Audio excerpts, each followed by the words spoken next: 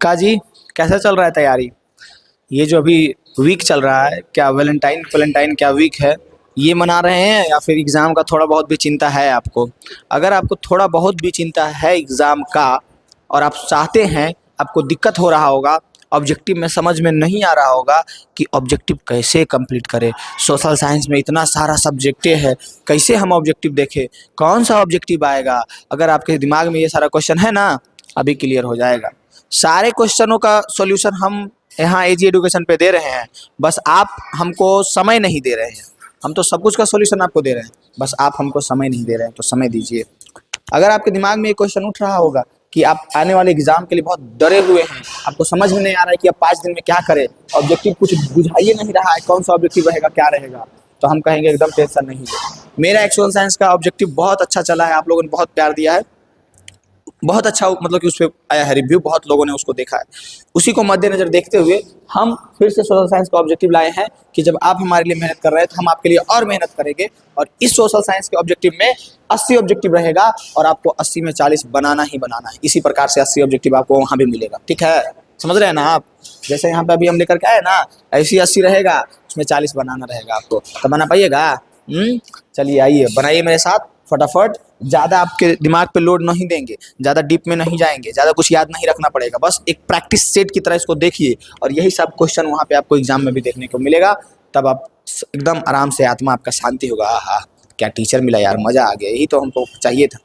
तो अभी आपका समय बचा है मात्र 8-9 दिन एग्जाम में, तो आप ज़्यादा परेशान मत होइए, बहुत अच्छा जगह पे आए हैं आप, समझ रहे हैं ना? अगर आप बेचैन हैं तो बहुत अच्छा जगह पे आए हैं। अब कमेंट में भी बताइएगा आप यही सब एग्जाम में क्वेश्चन में आएगा कि नहीं, उसके बाद रिव्यू करेंगे, हम आपको दिखाएंगे कि देखिए यही था, समझ रहे हैं ना? तो टेंशन नहीं लेना है, हम लोग स्टार्ट करेंगे बिना कोई बकैती के। ये है हमारा 10th का सोशल साइंस के ऑब्जेक्टिव, समझ रहे हैं? सोशल साइंस जिसमें सारा सोशल साइंस का सभी सब्जेक्ट का ऑब्जेक्टिव रहेगा, ठीक है? और मेरा नाम जानने का मोहताज आप हम है नहीं, क्या बोल दिए यार, मतलब कहने का मतलब ये है ब्रदर कि मेरा नाम हमको बताने का अब तो ज़रूरत है नहीं, आप अच्छा से पहचान रहे होंगे कि कौन है पेपर लीकर है, ठीक है? हम पेपर लीक कर रहे हैं डायरेक्ट, समझो। हमारे पास क्वेश्चन है कि इनमें से क्या सामाजिक विभेद का कारण है? सामाजिक विभेद का कारण क्या है? क्या भाषा सामाजिक विभेद का कारण है, धर्म, जाति या तीनों? तो हमारा सही आंसर हो जाएगा इनमें से सभी। सामाजिक विभेद का कारण भाषा भी है, जाति भी है और धर्म तो है ही। बढ़ेंगे अगले क्वेश्चन की ओर बिना कोई टाइम पास बगैर के। नेक्स्ट क्वेश्चन देखिए, मजेदार तरीके से इसका आंसर कमेंट में फेंक के मारा कीजिए, हमेशा कमेंट में आंसर फेंक के मारो और बताओ इसका आंसर क्या होगा। ज़्यादा लोड नहीं देंगे, डीप में ज़्यादा नहीं जाओ, बस फोटो खींचो, किचिक किचिक आँख से फोटो खींचो, देखो इसको ध्यान से, यही क्वेश्चन तुमको दिखेगा वहाँ भी एग्जाम में, समझा? स्वतंत्रता के मूल अधिकार का संबंध किस अनुच्छेद से है? अनुच्छेद 14 से, अनुच्छेद 15 से, अनुच्छेद 19 से या अनुच्छेद 18 से? स्वतंत्रता के मूल अधिकार का संबंध कौन से अनुच्छेद से है? तो फटाक से कहिएगा अनुच्छेद 19 से है। स्वतंत्रता के मूल अधिकार का संबंध स्वतंत्रता के बारे में, किसके बारे में? मूल अधिकार जो हमारी स्वतंत्रता देती है वो कौन सा अनुच्छेद में है? तो 19 में, ठीक है? संविधान पढ़िएगा तो समझ में आएगा, नहीं पढ़िएगा तो इसे याद रखिए। इनमें से कहाँ सर्वप्रथम महिलाओं को वोट का अधिकार मिला? आपके पास 4 ऑप्शन है, फ्रांस, रूस, इंग्लैंड और भारत। ये चारों में से कहाँ जो है सबसे पहले महिलाओं को वोट देने का अधिकार मिला? इसका आंसर आप कमेंट में फेंक के मारिए, और यही क्वेश्चन आपको देखने को मिलेगा जब एग्जाम में 2026 के बिहार बोर्ड के 10th के एग्जाम में, तो आप वहाँ पे गर्दा मचाइएगा और हमको याद कीजिएगा, एजी एजुकेशन को याद कीजिएगा कि सही बोले थे एजी सर। इनमें से कहाँ सर्वप्रथम महिलाओं को वोट का अधिकार मिला? फ्रांस में, रूस में, इंग्लैंड में कि भारत में? तो कहिएगा इंग्लैंड में, ये भी कोई पूछने वाली बात है, सर्वप्रथम कहाँ? इंग्लैंड में। नेक्स्ट क्वेश्चन देखिए, चौथा नंबर क्वेश्चन, बहुत आसान सा क्वेश्चन है। इनमें से कौन पंचायत की व्यवस्थापिका है? कौन जो है पंचायत की व्यवस्थापिका है? कौन? ग्राम सभा पंचायत की व्यवस्थापिका है कि ग्राम रक्षा दल कि इनमें से सभी कि ग्राम कचहरी? कौन है? तो अब आप बोलिएगा कि ग्राम पंचायत की जो व्यवस्थापिका है वो ग्राम सभा है। कौन है? ग्राम सभा है। चौथा का आंसर ए हो गया। नेक्स्ट क्वेश्चन की ओर बढ़ेंगे। चौथा के बाद 5वां नंबर क्वेश्चन को देखिए बखूबी आराम से और बताइए इसका आंसर क्या होगा। ध्यान से पढ़िए और आप जरूर देखिएगा कि इस 80 क्वेश्चन में आप 40 क्वेश्चन बना पाए या नहीं, जरूर देखिएगा। कह रहा है विदेश नीति को किस सूची में रखा गया है? विदेश नीति को कौन सी सूची में रखा गया है? संघ सूची में, कि राज्य सूची में, कि समवर्ती सूची में, कि इनमें से कोई नहीं। बताइए 5 का आंसर क्या हो जाएगा? याद रखिएगा, विदेश नीति को संघ सूची में रखा गया है। नेक्स्ट क्वेश्चन 6 नंबर, सूचना का अधिकार नामक विधेयक कब पारित हुआ था? सूचना का अधिकार नामक विधेयक कब पारित हुआ था? 1996 में, 2002 में, 2004 में, कि 2005 में? सूचना का अधिकार नामक विधेयक कब पारित हुआ? तो इसका आंसर हो जाएगा 2005 में। कब हुआ था? 2005 में हुआ था। सूचना का अधिकार नामक विधेयक 2005 में पारित हुआ था। उसके बाद अगला क्वेश्चन है, भारतीय जनता पार्टी, अभी इन्हीं का राज चल रहा है तो इनका क्वेश्चन तो एक आगे रह ही जाएगा, समझ रहे हैं ना? बीजेपी का राज है ना जी, जिसका शासन रहता है उससे रिलेटेड क्वेश्चन जरूर मिल जाते हैं ब्रदर। तुम देखना, एग्जाम दे के आएगा उसके बाद तुमको समझ में आएगा कि हम पेपर लीक अभी कर रहे हैं। क्वेश्चन आपसे पूछेगा कि कांग्रेस के प्रथम अध्यक्ष नहीं पूछेगा, अभी पूछेगा कि बीजेपी के, बीजेपी बड़का झूठा पार्टी है ना, भारतीय जनता पार्टी, सॉरी सच निकल जाता है कभी कभी, लेकिन ऐसा मत लीजिए, अच्छा पार्टी है। भारतीय जनता पार्टी के प्रथम अध्यक्ष कौन थे?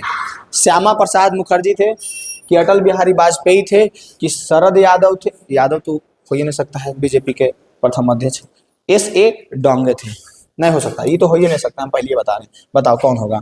श्यामा प्रसाद मुखर्जी, अटल बिहारी वाजपेयी या फिर S.A. डोंगे? कौन होंगे? कौन होंगे? तो आपको बताना है। इसका आंसर बहुत सुंदर से प्यार से अटल बिहारी वाजपेयी थे। कौन थे?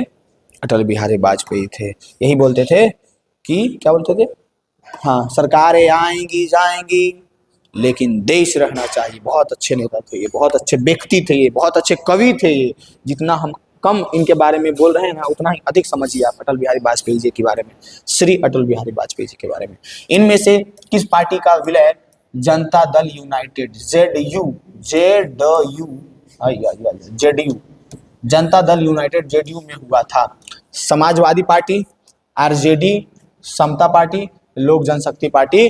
किसका फिलहाल पार्टी का विलय जनता दल में हुआ है? तो अभी का बताओ, समता पार्टी का। किसमें? समता पार्टी। लोक जनशक्ति ना ना ना, लोजपा, राष्ट्रीय जनता दल, आरजेडी, समाजवादी पार्टी, समता पार्टी। क्या होगा आंसर हमारा? फिलहाल समता पार्टी होगा। 8 के बाद 9 नंबर क्वेश्चन को देखिए, किस संवैधानिक संशोधन द्वारा संविधान की प्रस्तावना में धर्मनिरपेक्ष शब्द जोड़ा गया? देखो, धर्मनिरपेक्ष शब्द ये 1976 में जोड़ा गया है। कब जोड़ा गया है? 1976 में, जब हमारे स्टार्टिंग में बना था ना संविधान का वो क्या बोलते हैं उसको, प्रस्तावना, संविधान का प्रस्तावना, तो उसमें नहीं था धर्मनिरपेक्ष और कुछ कुछ वर्ड 3-4 नहीं थे। उसको बाद में जोड़ा गया। कब जोड़ा गया उसको? तो उसको 1976 में जोड़ा गया। और कईवां संविधान संशोधन में जोड़ा गया? तो 42वां संविधान संशोधन में जोड़ा गया। ये आपको याद रखना है। 1976 में 42वां संविधान संशोधन हुआ था, तब धर्मनिरपेक्ष शब्द जोड़ा गया था। नेक्स्ट क्वेश्चन है हमारे पास 10 नंबर क्वेश्चन, इनमें से कहाँ एकात्मक शासन व्यवस्था है? नीचे देखो, भारत, अमेरिका, कनाडा और श्रीलंका। कहाँ जो है एकात्मक शासन व्यवस्था है? भारत होगा, कि अमेरिका होगा, कि कनाडा होगा, कि श्रीलंका होगा? कहाँ जो है एकात्मक शासन व्यवस्था है? आप हमको 10 का आंसर बताइए, और आपको फिर बताना भी है कि 10 में कितना सही गया। कमेंट में जरूर लिख करके बताइएगा। आप लोग बहुत कंजूसी करते हैं, कमेंट में बताते नहीं। कमेंट भी किया कीजिए, उतना स्टूडेंट देखेगा और कमेंट नहीं करता है तो कितना खराब लगता है यार। देखो तो कमेंट भी करके जा। श्रीलंका एकात्मक शासन व्यवस्था कहाँ है? तो श्रीलंका में है, ठीक है। 10 के बाद 11 नंबर क्वेश्चन को देखो, कह रहा है इनमें से किस राज्य को विशेष दर्जा प्राप्त है? अरुणाचल प्रदेश को, तमिलनाडु को, बिहार को, उत्तर प्रदेश को। बिहार, यूपी को तो विशेष राज्य का दर्जा बिल्कुल प्राप्त नहीं है, ये याद रखो। जम्मू कश्मीर को भी था ना, धारा 370 के अंतर्गत विशेष राज्य का दर्जा प्राप्त, जो कि हटा दिया गया है। 2018 में हटाया गया था ना, कब हटाया गया था? तो वैसा ही बताओ, इसमें से किसको विशेष राज्य का दर्जा प्राप्त है? बिहार और उत्तर प्रदेश तो बिल्कुल नहीं होगा, पहले ये बता देते हैं। तमिलनाडु और अरुणाचल प्रदेश में बताओ तुम भी क्या होगा? तो तुम कमेंट में फेंक के मारो, इतना जोर से मारो कि हम पे लगना चाहिए, फेस पे लगना चाहिए। आंसर हो जाएगा अरुणाचल प्रदेश। क्या हो जाएगा? अरुणाचल प्रदेश। 11 का आंसर हो जाएगा अरुणाचल प्रदेश। नेक्स्ट क्वेश्चन देखेंगे और गर्दा मचाएंगे कि केंद्र में पहली बार गैर कांग्रेसी सरकार का गठन किसकी अध्यक्षता में हुआ? कह रहा है कि केंद्र में पहली बार, सबसे कांग्रेस, जैसे कि हमारा देश जब आज़ाद हुआ उसके बाद हमारे सर्वप्रथम प्रधानमंत्री श्री जवाहरलाल नेहरू बने, तो कांग्रेस का ही ना बन रहे थे प्रधानमंत्री, लेकिन सबसे पहली बार ऐसा हुआ कि कांग्रेस के प्रधानमंत्री ना बन करके कोई और बने। तो वो कौन थे? जनता पार्टी के थे। वो सबसे पहली बात हम बता देते हैं कि वो जनता पार्टी के थे। जो जनता पार्टी अभी भारतीय जनता पार्टी बन गया है, वही जनता पार्टी के थे। अब जनता पार्टी के जो थे बताओ वो कौन थे? क्या मोरारजी देसाई थे? क्या अटल बिहारी वाजपेयी थे? क्या वीपी सिंह थे?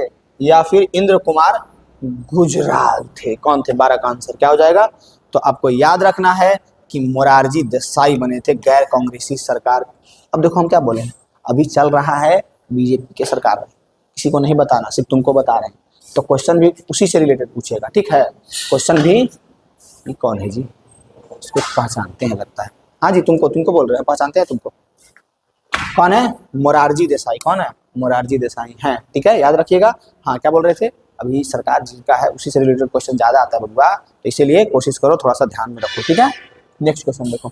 नेक्स्ट हमारे पास है 14 नंबर क्वेश्चन कि पानी के निजीकरण के कारण कहाँ जन संघर्ष हुआ था? नाइजीरिया में, बोलिविया में, श्रीलंका में, वेस्ट इंडीज में। वेस्ट इंडीज में कहाँ हुआ था? 13 का आंसर क्या हो जाएगा? तो हम भी कहेंगे, आप भी कहिएगा कि ये कौन बड़ी बात है, हमको तो पता है बोलिविया में हुआ था पानी के लिए निजीकरण, पानी के निजीकरण के लिए जनसंघर्ष। नेक्स्ट क्वेश्चन बहुत आसान सा क्वेश्चन है हमारे पास, 14 नंबर क्वेश्चन, जिसको देखिए और देखते ही एकदम उड़ा दीजिए। संविधान सभा का गठन कब हुआ था? बताओ कब हुआ था संविधान सभा का गठन? यहाँ तक तो लागू हो गया था, हाँ, इससे पहले हो गया था संविधान सभा का गठन। आज़ादी मिलने 15 अगस्त पूरी अच्छी तरह से हम लोग को आज़ादी का घोषणा जो है 15 अगस्त 1947 को हुआ, लेकिन उससे पहले हम लोगों को मिल गया था क्या? संविधान सभा का गठन पहले ही हो गया था। उससे पहले कब हुआ था? 1946 में हुआ था। 1946 में हुआ था। 1946 में, याद रख याद रख याद रख।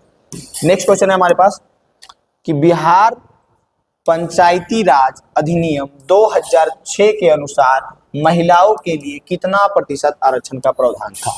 50% था शायद, आई थिंक 50% था, 50% था।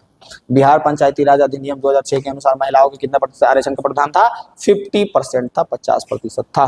नेक्स्ट क्वेश्चन देखो। नेक्स्ट क्वेश्चन है ग्राम कचहरी का प्रधान कौन होता है? तुम्हारे चाचा विधायक हैं? नहीं है? तुम कुछ है? कुछ भी नहीं है तो पढ़ो नहीं यार, क्या कर रहा है, टाइम पास क्यों कर रहा है? 10 दिन बचा, पढ़ लो, कुछ भाई नहीं है तो। ऐसा है कि तुम्हारे पिताजी के पास हजारों करोड़ों लाखों रुपया है ना, कि तुम आराम से घूम सकता है, तब तुम मत पढ़ो। क्या पढ़ाई लिखाई से कुछ नहीं होने वाला।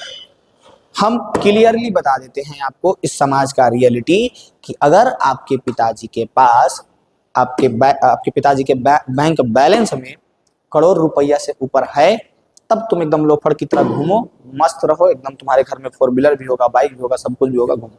पढ़ाई लिखाई से कोई कुछ होता नहीं है। लेकिन अगर तुम्हारी खुद की चड्डी फटी हुई है, अच्छा नहीं लगेगा पर सुनना पड़ेगा तुमको, और पिताजी की गंजी फटी हुई है, घर का हालत खराब है, तो तुमको बस एक ही चीज अब बचा सकता है, जो है कि पढ़ाई पढ़ाई पढ़ाई पढ़ाई।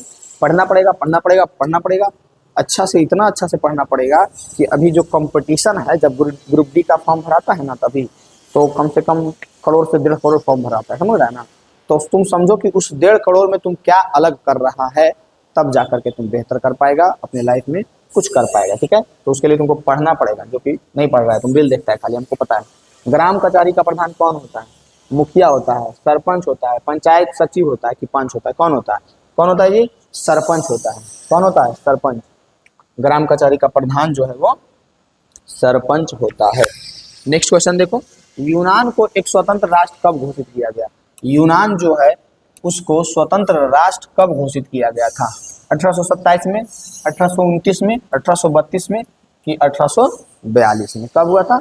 याद रखना है, 1832 में हुआ था। यूनान को स्वतंत्र राष्ट्र कब घोषित किया गया था? याद रखना है, 1832 में। नेक्स्ट क्वेश्चन देखिए। नेक्स्ट है हमारे पास, लाला लाजपत राय ने किनकी जीवनी लिखी है?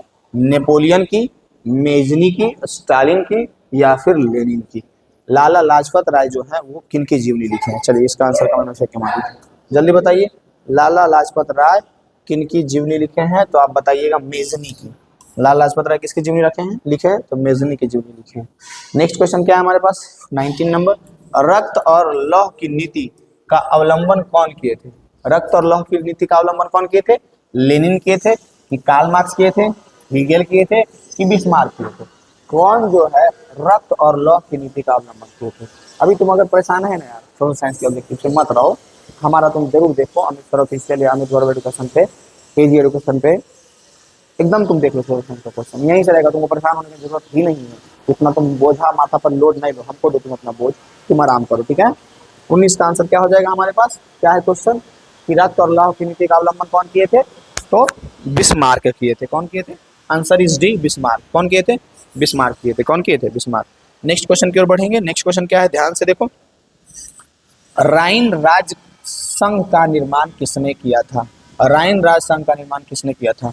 बिस्मार्क ने, मेटरनिक ने, नेपोलियन बोनापार्ट ने कि फ्रेडरिक ने? कौन जो है राइन राज संघ का निर्माण किया था? 20 का आंसर, 20 का आंसर क्या हो जाएगा? 20 का आंसर हो जाएगा हमारे पास नेपोलियन बोनापार्ट ने। राइन राज संघ के निर्माण कौन किए थे?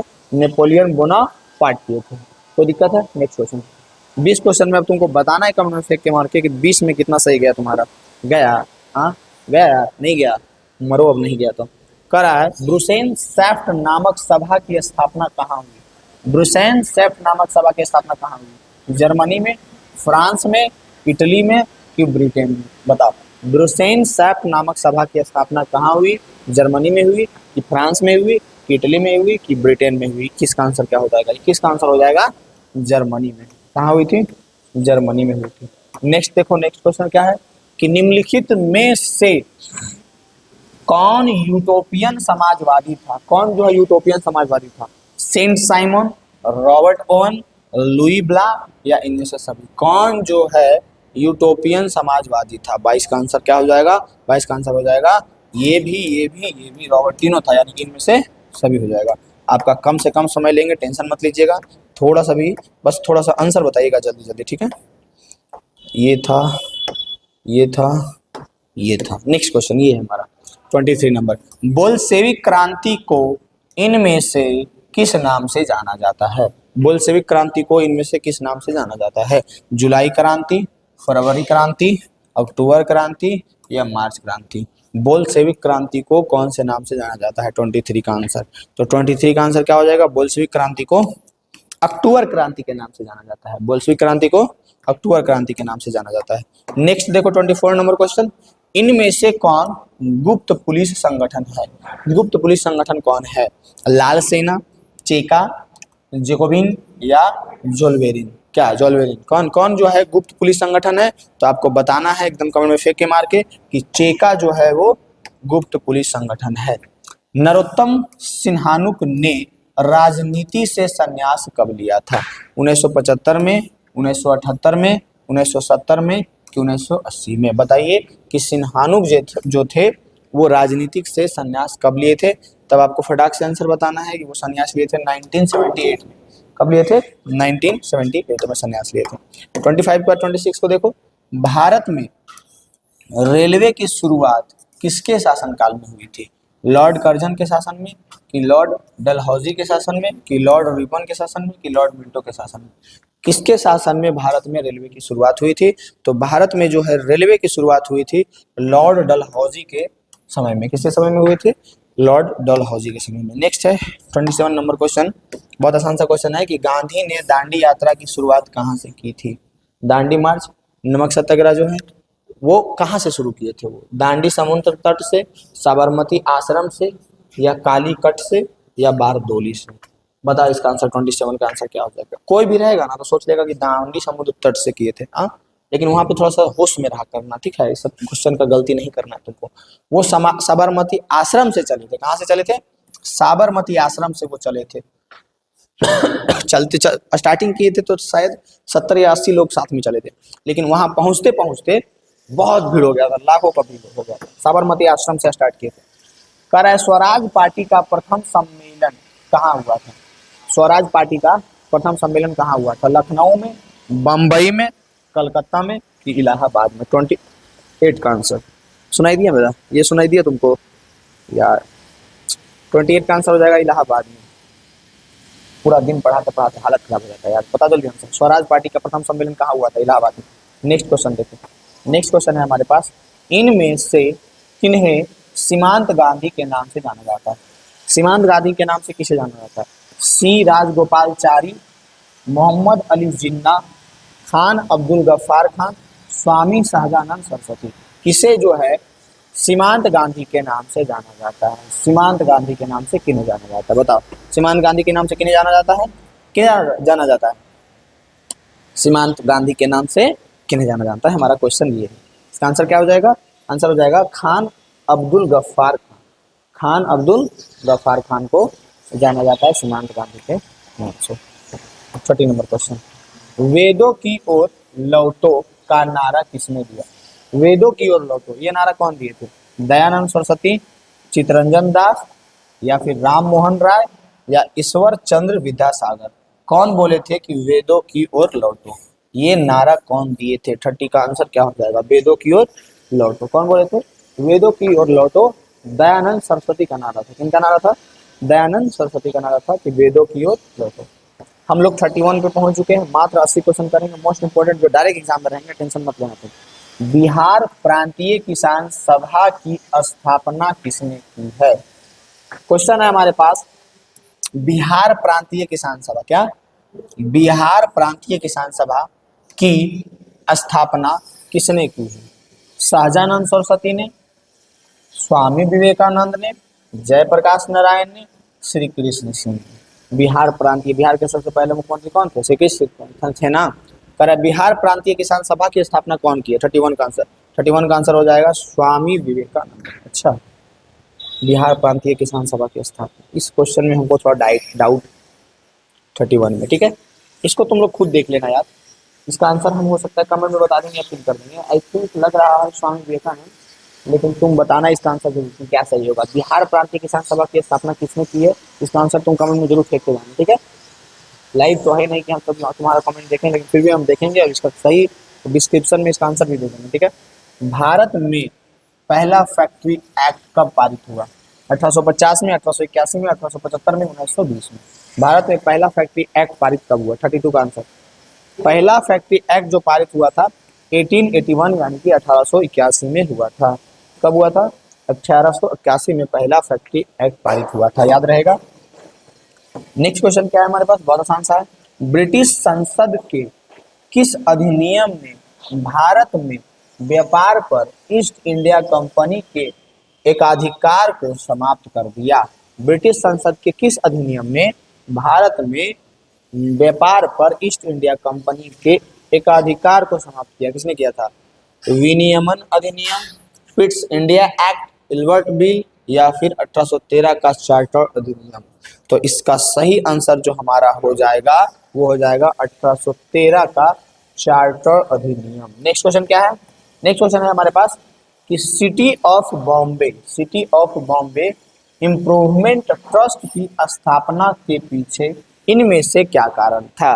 City of Bombay improvement trust की स्थापना के पीछे क्या कारण था? सामाजिक क्रांति, या फिर प्लेग महामारी, या फिर नस्लीय विभाजन, या फिर आर्थिक क्रांति? क्या था 34 का आंसर? 34 का आंसर हो जाएगा प्लेग महामारी। क्या हो जाएगा? प्लेग महामारी।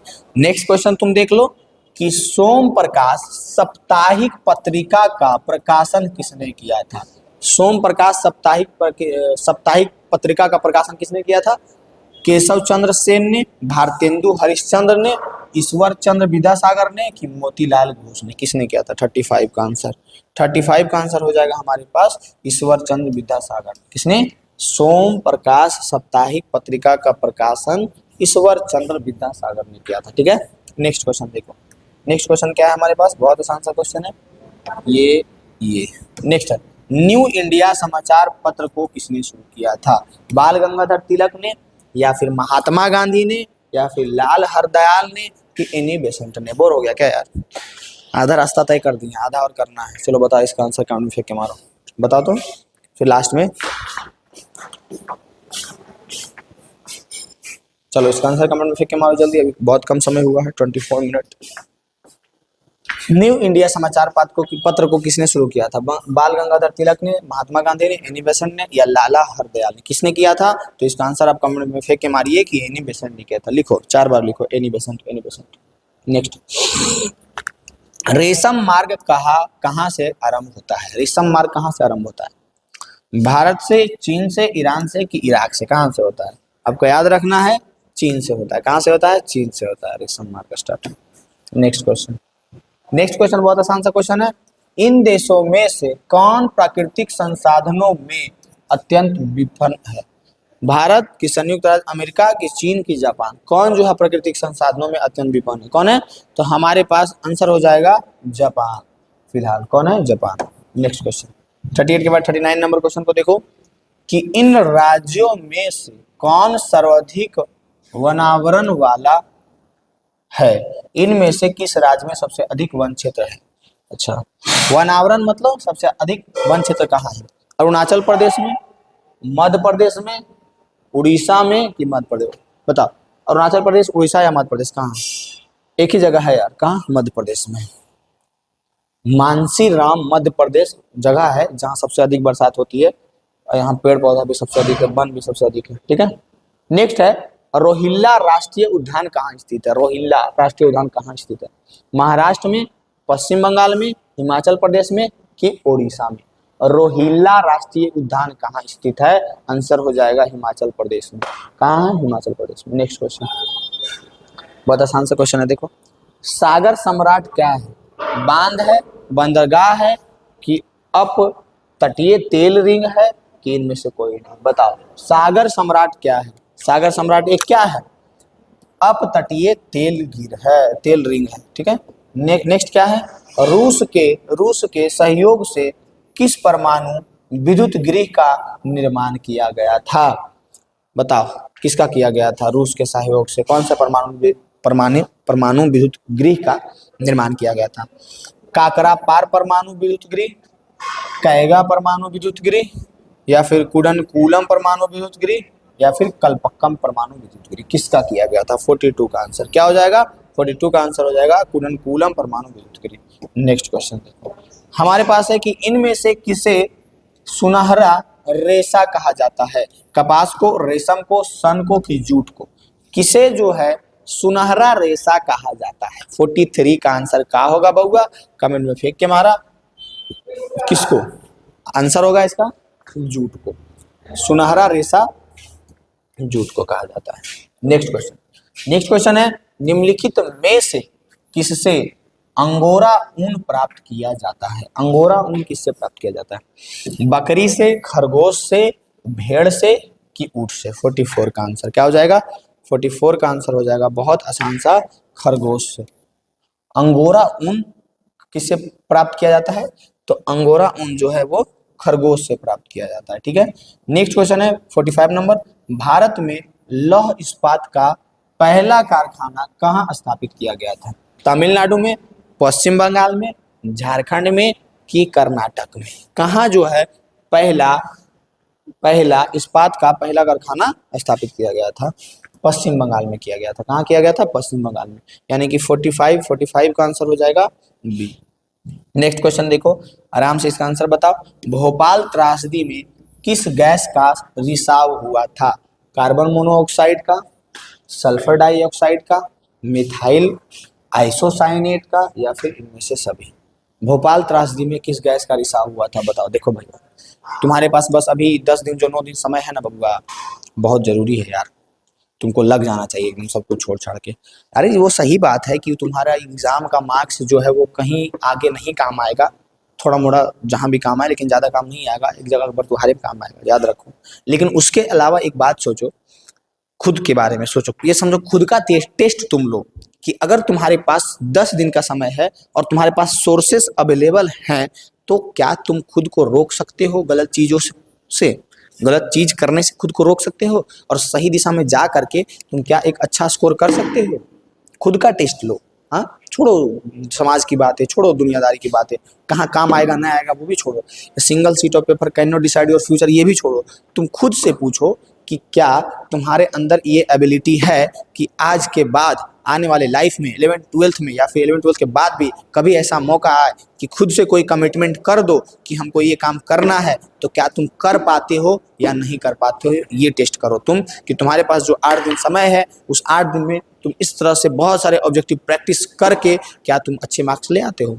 और 10वां के एक खास बात है बबुआ कि जो क्वेश्चन रहेगा वो कहीं बाहर से चंद्रमा से या सूरज से निकाल के नहीं लाएगा।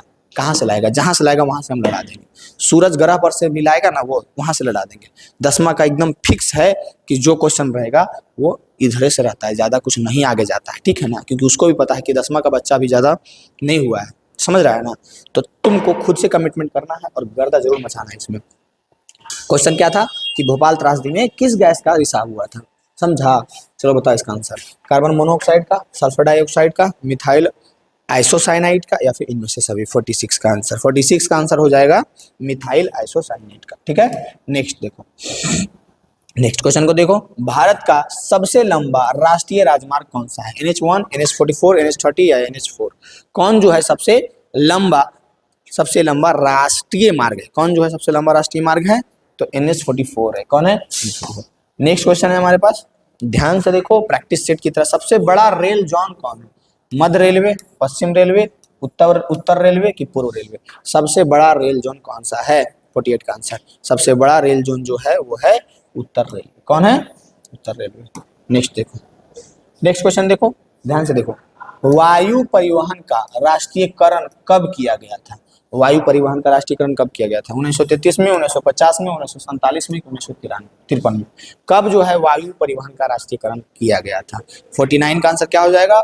49 का बहुत आसान से आंसर हो जाएगा 1953 में वायु परिवहन का राष्ट्रीयकरण 1953 में किया गया था। अब हम लोग 50 नंबर क्वेश्चन को सोल्व करेंगे। हाफ सेंचुरी पे आ चुके हैं, कंग्रेचुलेसन, अगर आप यहाँ तक आ चुके हैं आप बधाई हुए इस चीज के कि आपके अच्छे मार्क्स आने वाले हैं, क्योंकि आप हमारे 50 क्वेश्चन तक पहुंच चुके हैं। आपको मिलेगा एक वाउचर, जिसमें मिलेगा आपको कम से कम 350 से 400 number plus total. Social science में कम से कम आपको 85 प्लस नंबर मिलेगा, आप अगर यहाँ तक पहुँच के आए हैं। ठीक है, आपको हम भी वाउचर देते हैं, जैसे जियो को रिचार्ज करवा तो आपको साथ में गिफ्ट मिलता है ना, वैसे हम भी गिफ्ट दे रहे हैं ब्रदर। तुम आओ तो पढ़ो तो सही। सदिया से धुबरी तक कौन राष्ट्रीय जल मार्ग है? कौन सा है? राष्ट्रीय जल मार्ग 1 है कि 2 है कि 3 है कि 5 है? कौन है? 50 का आंसर, 50 का आंसर हो जाएगा बहुत आसान सा, राष्ट्रीय जल मार्ग 2। ठीक है, नेक्स्ट क्वेश्चन को देखो, नेक्स्ट बहुत आसान सा क्वेश्चन है ब्रदर, कि फाल्टा विशेष आर्थिक क्षेत्र कहाँ है? फाल्टा विशेष आर्थिक क्षेत्र कहाँ है? उत्तर प्रदेश में है, महाराष्ट्र में है, पश्चिम बंगाल में है कि गुजरात में है? बताओ कहाँ है? 51 का आंसर क्या हो जाएगा? 51 का आंसर हो जाएगा पश्चिम बंगाल में है। नेक्स्ट क्वेश्चन, कि मोनाजाइट किस राज्य में सर्वाधिक पाया जाता है? मोनाजाइट सबसे ज्यादा कहाँ पाया जाता है? केरल में, हिमाचल प्रदेश में, राजस्थान में कि महाराष्ट्र में? मोनाजाइट सबसे अधिक कहाँ पाया जाता है? 52 का आंसर, मोनाजाइट सबसे ज्यादा कहाँ पाया जाता है? Kerala is the right answer. Now we are going for the next question. The question is, Bharat का कॉटनोपोलिस किस नगर को कहा जाता है? भारत का कॉटनोपोलिस किसको कहा जाता है? कानपुर को, मुंबई को, सूरत को या फिर कोलकाता को? 53 का आंसर हो जाएगा, किसको कहा जाता है? मुंबई को कहा जाता है कॉटनोपोलिस। ठीक है, नेक्स्ट है हमारे पास 53 के बाद 54 नंबर क्वेश्चन, कि कुंद्रेमुख में कौन खनिज पाया जाता है? देखो इस क्वेश्चन को देख करके, चांद दिख रहा है आपको? हाँ, दिन में भी चांद दिख रहा है, तारे दिख रहा है दिन में भी। आए बापी कैसा क्वेश्चन दे दिया, कुछ बुझाइए नहीं रहा, ऐसा लग रहा है तो बहुत ही दिक्कत है बबुआ। कुंद्रेमुख में कौन खनिज पाया जाता है? कोयला, तांबा, सोना कि लौह? कौन पाया जाता है? 54 का आंसर कौन पाया जाता है? याद रखिएगा, लौह पाया जाता है, लौह। ठीक है, 54 के बाद 55 नंबर क्वेश्चन को देखो, त्रिवेणी नहर का निर्माण कहाँ किया गया है? त्रिवेणी नहर का निर्माण कहाँ किया गया है? पश्चिमी चंपारण में, दरभंगा में, गोपालगंज में कि भोजपुर में? कहाँ जो है त्रिवेणी नहर का निर्माण किया गया है? कहाँ जो है त्रिवेणी नहर का निर्माण किया गया है? पश्चिमी चंपारण में, गोपालगंज में, दरभंगा में कि भोजपुर में? 55 का आंसर क्या हो जाएगा? 55 का बहुत आसान सा आंसर हो जाएगा पश्चिमी चंपारण। कहाँ? पश्चिमी चंपारण। नेक्स्ट क्वेश्चन क्या है? नेक्स्ट क्वेश्चन है, इन परियोजनाओं में से कौन सीतामढ़ी जिला में स्थित है? कौन सा परियोजना जो है सीतामढ़ी जिला में स्थित है?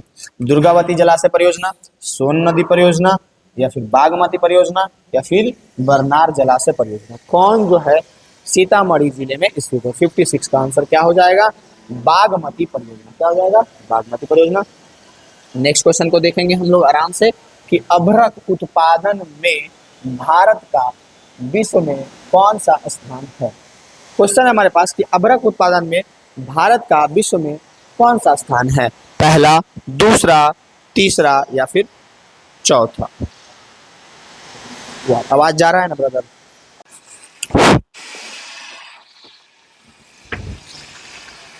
बता ब्रदर, तुम्हारे लिए हम बहुत ही मेहनत कर रहे हैं यार, तुम भी मेरे लिए थोड़ा सा कुछ करो, कि जो भी 10th के स्टूडेंट हैं जिनको सहायता चाहिए, जो अमीर बाप के औलाद नहीं है, जो बेचारा चाहता है कि हम पढ़ लिख के कुछ अच्छा करें, उस तक जरूर पहुंचाइए क्वेश्चन। हम सिर्फ पढ़ाएंगे ही नहीं, हम आपको एक सही दिशा की ओर लेके जाने की कोशिश करेंगे कि आप लाइफ में अच्छा कर सके, इधर से उधर सिर्फ ना रह जाए, ठीक है। तो उसके लिए हम बहुत मेहनत कर रहे हैं, तो आपको भी करना चाहिए। कितना बार क्या होता है ना, रिकॉर्डिंग चल रहा है और ये क्या हुआ, साउंड ही नहीं होता, ठीक है। तो 1 घंटा तक गया काम से, फिर से करना पड़ता है। तो ये सारी चीज़ें बहुत कुछ झेलना पड़ रहा है। इसके लिए तुमको थोड़ा सा तो दया दिखाना चाहिए ना। हाँ, मानव आदमी और जानवर में क्या अंतर है ब्रदर, कि तुम्हारे अंदर मतलब एक फीलिंग्स है, दया नाम की चीज़ है, जो कि और भी राक्षसों में होता है ना। तुम राक्षस नहीं ना है, तुम आदमी है। तो जरूर स्टूडेंट तक पहुंचा, कम से कम तुम ये प्रण लो, तुम्हारे तक आया ना, तुम कम से कम 5 तक पहुंचा, और जो 5 तक पहुंचाया है उसको बोले कि और 5 स्टूडेंट तक पहुंचाए 10th तक। 11th-12th वाले को भी सब्सक्राइब करके रखने के लिए बोलो, क्योंकि उनके लिए भी बहुत अच्छे से हम एकदम बेसिक से पढ़ाएंगे हर एक चीज़ों को, जो कि मेरा वीडियो तुम जाकर के देख सकता है। Sets, relation and function start कर चुके हैं और पढ़ा भी रहे हैं। हमारे पास ये है क्वेश्चन, अभ्रक उत्पादन में भारत का विश्व में कौन सा स्थान है? पहला, दूसरा, तीसरा कि चौथा? 57 का आंसर, 57 का आंसर हो जाएगा पहला। अभ्रक उत्पादन में भारत विश्व का कौन सा स्थान है? पहला है। नेक्स्ट क्वेश्चन है हमारे पास, ध्यान से देखो, भारत में चाय का अग्रणी उत्पादक राज्य कौन है? भारत में जो चाय का अग्रणी उत्पादक राज्य है वो कौन है? केरल है, पश्चिम बंगाल है, तमिलनाडु है कि असम है? कौन जो है भारत में चाय का अग्रणी उत्पादक राज्य है? 58 का आंसर क्या हो जाएगा? 58 का आंसर हो जाएगा, सबसे अधिक जो है चाय उत्पादन में अभी असम है। कौन है? असम है। ज़्यादा तुमको पेशेंस नहीं रखना पड़ेगा ब्रदर, थोड़ा सा रुको यार। लाइफ में तुमको कुछ करना है तो थोड़ा सा तुम रुको, पेशेंस करो। तुमको अभी एक और वाउचर मिलेगा, 50 पे मिला ना, अभी 80 पे तुमको बहुत मस्त गिफ्ट देने वाले हैं। नेक्स्ट है, एल्युमिनियम बनाने के लिए किस खनिज की आवश्यकता पड़ती है? एल्युमिनियम बनाने के लिए किस खनिज की आवश्यकता पड़ती है? मैग्नीज की, लौह अयस्क की, बॉक्साइट की या फिर टीन की? एल्युमिनियम बनाने के लिए किसकी आवश्यकता पड़ती है? लौह अयस्क का नहीं पड़ेगा ना, लोहा को ना, लौह अयस्क नहीं होगा। किसकी पड़ती है? 59 का आंसर क्या हो जाएगा? बॉक्साइट हो जाएगा। 59 का आंसर क्या हो जाएगा? बॉक्साइट। मैग्नीज नहीं होगा, टीन नहीं होगा, क्या हो जाएगा? बॉक्साइट। नेक्स्ट क्वेश्चन देखो ब्रदर, बताओ प्यार से सुंदर से बताओ, 50 सेंटीमीटर से कम वर्षा, क्या हो गया इसमें, 50 कह रहा है कि 50 सेंटीमीटर से कम वर्षा वाले क्षेत्र में कौन सी स्थिति उत्पन्न होती है? बाढ़ की, सूखा की, सुनामी की या भूस्खलन की? कौन सी सिचुएशन उत्पन्न होती है? कब? जब 50 सेंटीमीटर से कम वर्षा होती है, तब जब उस क्षेत्र में 50 से कम वर्षा होती है। कौन होती है? सूखा होता है। क्या होता है? सूखा। नेक्स्ट क्वेश्चन देखो, हमारे पास बहुत आसान सा क्वेश्चन है कि किस नदी को बिहार में बाढ़ का मुख्य कारण माना जाता है? बिहार में बाढ़ का मुख्य कारण किस नदी को माना जाता है? गंगा को, कोसी को, सोन नदी को या फिर पुनपुन नदी? बताओ। 61 का आंसर क्या हो जाएगा? 61 का आंसर हो जाएगा कोसी नदी। क्या हो जाएगा? कोसी। 61 के बाद देखो 62 नंबर, इन प्राकृतिक आपदाओं में से कौन बिहार को प्रतिवर्ष प्रभावित करता है? ध्यान से देखो, इन प्राकृतिक आपदाओं में इनमें कौन जो है बिहार को प्रतिवर्ष प्रभावित करता है? भूकंप, सुनामी, भूस्खलन की बाढ़? कौन जो है प्राकृतिक आपदा बिहार को प्रतिवर्ष प्रभावित करता है? 62 का आंसर क्या हो जाएगा? 62 का आंसर हो जाएगा बाढ़। एकदम दह जाता है यार, घर से घर, बहुत दुखद घटना है बिहार के लिए। बताओ, हम लोग लगभग आदमी क्या नहीं क्या कर दिया है, चंद्रमा तक पहुंच गया है, लेकिन पृथ्वी पे ही हम लोग अभी बाढ़ को नहीं रोक पा रहे हैं। ये कितनी दुखद बात है, और ये कितना करप्शन को दिखाता है कि बिहार सरकार जो है एक बांध नहीं बना पा रहा है, सारा पैसा को खा जाता है कि हमारे लोग उधर दह रहे हैं, घर पे घर दह रहा है, हमेशा आदमी पलायन कर रहा है एक जगह से दूसरी जगह। कितनी दुखद बात है ना।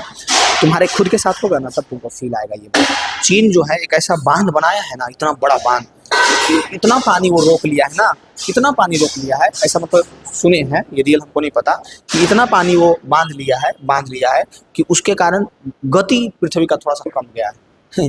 अगर मजाक भी है तो चलो, लेकिन सोचो कि वो इतना पानी बांध लिया है, इतना उसके पास बड़ा बांध बना दिया, लेकिन बिहार अभी छोटा सा बांध नहीं बना पा रहा है यार। रोको बाढ़ को, नहीं रोकेगा तो कैसे काम चलेगा? बताओ, हम लोग कितना पलायन करते हैं, ये नेताओं लोग को सोचना चाहिए जो करप्शन करते हैं। इन प्राकृतिक आपदाओं में कौन बिहार को प्रतिवर्ष प्रभावित करता है? भूकंप, सुनामी या बाढ़? तो बाढ़ हो जाएगा, भूस्खलन। नेक्स्ट क्वेश्चन है हमारे पास 63 नंबर क्वेश्चन, कि अभिकेंद्र का संबंध इनमें से किससे है? अभिकेंद्र का संबंध किससे है? बाढ़ से, भूकंप से, सूखा से कि भूस्खलन से? 63 का आंसर क्या हो जाएगा?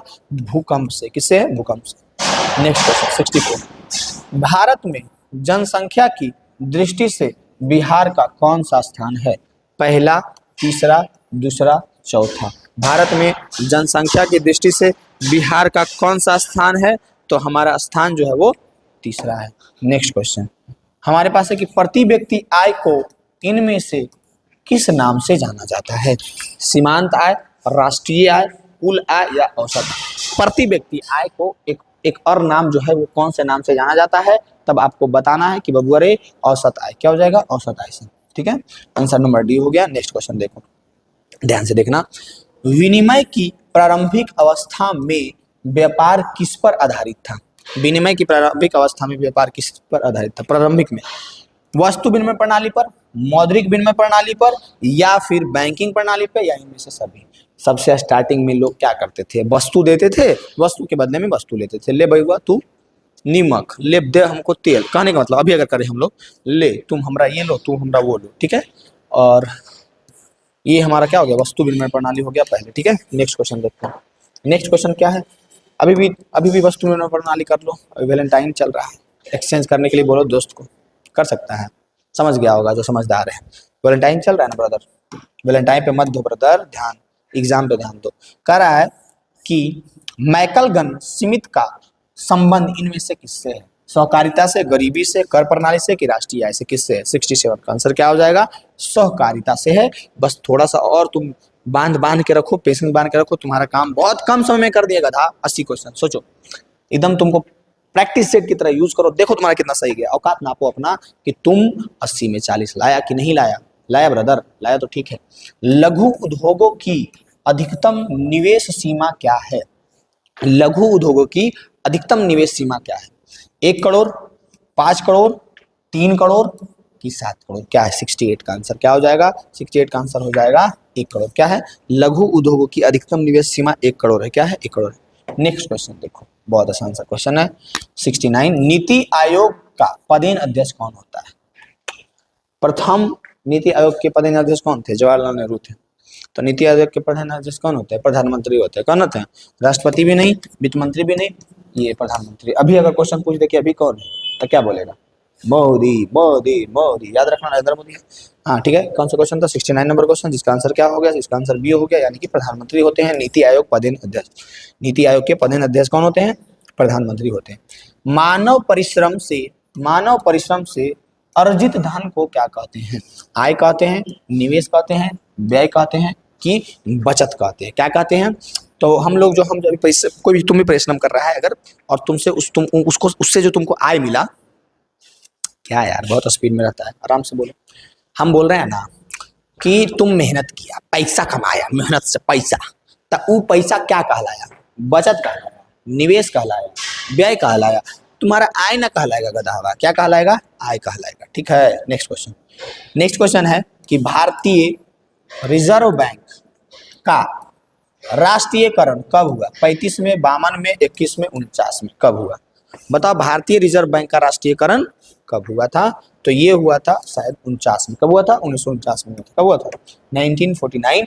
नेक्स्ट क्वेश्चन देखो, इनमें से कौन सामाजिक आधारभूत संरचना का भाग है? सामाजिक आधारभूत संरचना का भाग कौन है? संचार, शिक्षा, यातायात या वित्त? कौन है? 72 का आंसर क्या हो जाएगा? 72 का आंसर हो जाएगा शिक्षा। सामाजिक आधारभूत संरचना का भाग जो है शिक्षा है, लेकिन बिहार अभी शिक्षा में बहुत पीछे है। संयुक्त राष्ट्र ने किसे अंतरराष्ट्रीय सहकारिता वर्ष घोषित किया? संयुक्त राष्ट्र ने किसे अंतरराष्ट्रीय सहकारिता वर्ष घोषित किया? घोषित किया किसे? अरे यार, कब होना चाहिए था ना? संयुक्त राष्ट्र ने कब अंतरराष्ट्रीय सहकारिता वर्ष घोषित किया? अच्छा, किसे? हाँ, कौन से साल को? सही है, दिक्कत नहीं है, सही है। करा है ना कि संयुक्त राष्ट्र ने कौन से साल को अंतरराष्ट्रीय सहकारिता वर्ष घोषित किया? 2010 को, 2018 को, 1985 के को, 2012 को? किसे किया? तो हमारा आंसर हो जाएगा 2012 को। नेक्स्ट क्वेश्चन देखो। नेक्स्ट क्वेश्चन है हमारे पास, उपभोक्ता अधिकारों की घोषणा सर्वप्रथम कहाँ की गई थी? उपभोक्ता अधिकारों की घोषणा सबसे पहले कहाँ किया गया था? कनाडा में, अमेरिका में, भारत में, कि बांग्लादेश में? कहाँ किया गया था? आंसर बताओ। 74 का आंसर, 74 नंबर क्वेश्चन का आंसर हो जाएगा अमेरिका। उपभोक्ता अधिकारों की सर्वप्रथम घोषणा कहाँ की गई थी? अमेरिका में की गई थी। नेक्स्ट क्वेश्चन है, विश्व की विभिन्न अर्थव्यवस्थाओं को एक दूसरे से जोड़ने वाली प्रक्रिया को क्या कहते हैं? उदारीकरण, निजीकरण, वैश्वीकरण कि इनमें से सभी? विश्व की विभिन्न अर्थव्यवस्थाओं को एक दूसरे से जोड़ने की प्रक्रिया को क्या कहते हैं? तो वैश्वीकरण कहते हैं। क्या कहते हैं? वैश्वीकरण कहते हैं। ठीक है, बस 5 क्वेश्चन और सब रखा हुआ एकदम कबाड़ के लाएगा नंबर, तुम काहे टेंशन ले रहा है? रुको ना, थोड़ा सा और रुको। नेक्स्ट क्वेश्चन क्या है? इनमें से इनमें से कौन संस्थागत वित्तीय स्रोत का उदाहरण है? कौन जो है संस्थागत वित्तीय स्रोत का उदाहरण है? वाणिज्यिक बैंक, क्षेत्रीय ग्रामीण बैंक, सहकारी बैंक या इनमें से सभी? कौन जो है संस्थागत वित्तीय स्रोत का उदाहरण है? 76 का आंसर क्या हो जाएगा?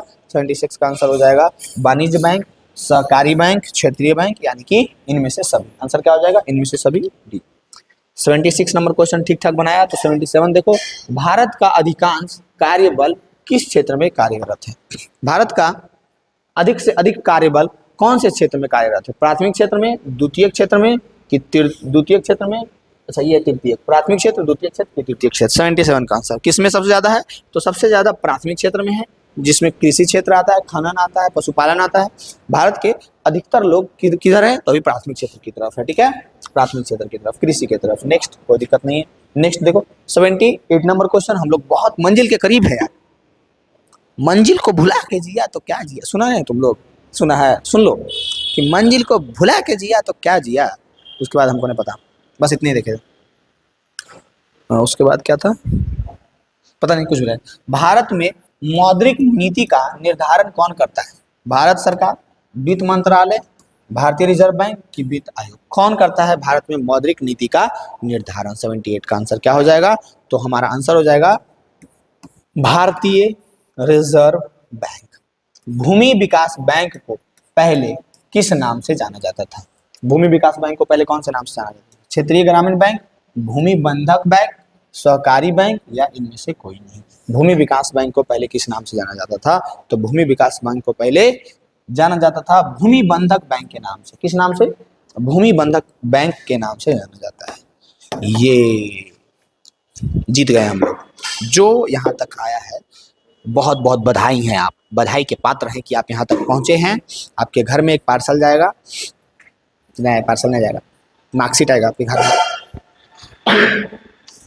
एक मार्कशीट आएगा, देखना एग्जाम देके आएगा ना, उसके बाद एक मार्कशीट आएगा। उस मार्कशीट में लिखा हुआ रहेगा कि आपके सोशल साइंस में 85, ज़्यादा नहीं फेंकेंगे। अगर तुम ठीक ठाक का स्टूडेंट है तो 99 कोई नहीं रोकेगा। अगर तुम थोड़ा सा कम है तो 95 कोई नहीं रोकेगा। और मेरे तरफ से तुम जैसा भी स्टूडेंट है 85 प्लस कोई नहीं रोकेगा। उसमें मेरे तरफ से उसमें गिफ्ट रहेगा 95 प्लस। ठीक है, तुम अगर यहाँ तक पहुँचा है तो तुम्हारा मार्क्स 95 रहेगा। अगर कोई नहीं, हम शुरू में ये बात बोले थे नहीं ना, अभी लास्ट में बोल रहे हैं क्योंकि लास्ट तक कोई नहीं पहुँचा होगा ब्रदर। जो पहुँचा है उस तक कन्फर्म रहेगा, तुम देख लेना, बोल दिए होगा। लास्ट क्वेश्चन है, यहाँ तक पहुँचे हैं, बहुत बहुत कंग्रेचुलेशन आपको। आप और साथ में बहुत बहुत धन्यवाद भी, आप हम पे भरोसा रख करके इतना आए हैं। तो आपको बहुत ही इससे क्वेश्चंस मिलने वाले हैं बिहार बोर्ड के 10th के एग्जाम में। क्वेश्चन है, इनमें से किस जमा में कोई ब्याज नहीं मिलता है? इनमें से किस जमा में कोई ब्याज नहीं मिलता? अस्थाई जमा में, संचयी जमा में, चालू जमा में कि आवर्ती जमा में? 80 का आंसर क्या हो जाएगा? 80 का आंसर हो जाएगा चालू जमा में। क्या हो जाएगा? चालू जमा में। बताइए कोई दिक्कत है इस क्वेश्चन में? बिल्कुल भी नहीं। और बहुत बहुत धन्यवाद आपको यहाँ तक आने के लिए। और अगर आप यहाँ तक आए हैं तो आप बधाई के पात्र हैं। और आपको जल्द ही आपके मार्कशीट में, 10th के मार्कशीट में जो सोशल साइंस के अगर आप अच्छे खासे हैं तो 95 प्लस, और कैसे भी हैं यहाँ तक आ गए हैं तो 85 प्लस मेरी तरफ से रहेगा। समझिए वो आपका मेहनत कर जाएगा। ठीक है, बहुत बहुत धन्यवाद यहाँ तक। और ये वाला रूल जरूर अप्लाई कीजिएगा। आप 5 स्टूडेंट, 10th के 5 स्टूडेंट तक पहुँचाइएगा एग्जाम से पहले तक, 10 तारीख के पहले तक। 10 तारीख आने से पहले तक 5 स्टूडेंट तक पहुँचाना है आपको। और उसको बोलना है कि हर एक 5 तक पहुँचाओ। ये नेटवर्क मार्केटिंग नहीं है। ठीक है, ये तुम्हारे फ्यूचर का सवाल है। तुम्हारे मार्कशीट में लिखे नंबरों की कसम जरूर तुम पहुँचाएगा।